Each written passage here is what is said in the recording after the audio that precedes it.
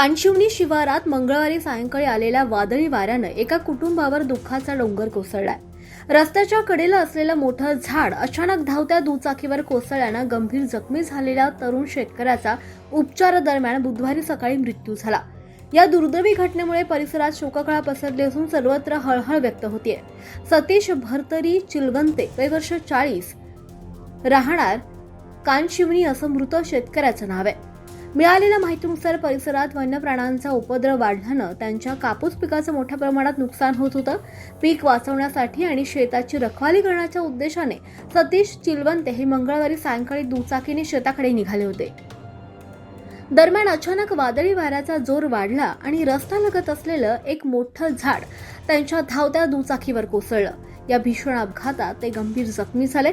घटनेनंतर स्थानिक नागरिकांनी तात्काळ धाव घेत त्यांना उपचारासाठी अकोला येथील खासगी रुग्णालयात दाखल केलं. मात्र डॉक्टरांच्या शर्थीच्या प्रयत्नानंतरही मृत्यूशी सुरू असलेली त्यांची झुंज अखेर अपयशी ठरली आहे आणि बुधवारी सकाळी त्यांची प्राणज्योत मालवली. घराच्या उदरनिर्वाहाची जबाबदारी सांभाळणारा कर्ता पुरुष अचानक निघून गेल्यानं चिलवंते कुटुंबावर दुःखाचा डोंगर कोसळलाय. शेतातील पीक वाचवण्यासाठी घराबाहेर पडलेला शेतकरी नियतीच्या क्रूर खेळाचा बळी ठरल्यानं गावकऱ्यांच्याही डोळ्यात अश्रू आले. घटनेची माहिती मिळताच नातेवाईक, मित्रपरिवार आणि ग्रामस्थांनी रुग्णालयात तसंच त्यांच्या निवासस्थानी मोठी गर्दी केली.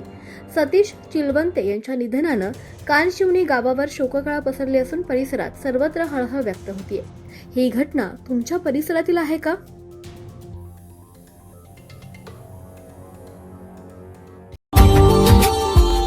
Subscribe now and press the bell icon.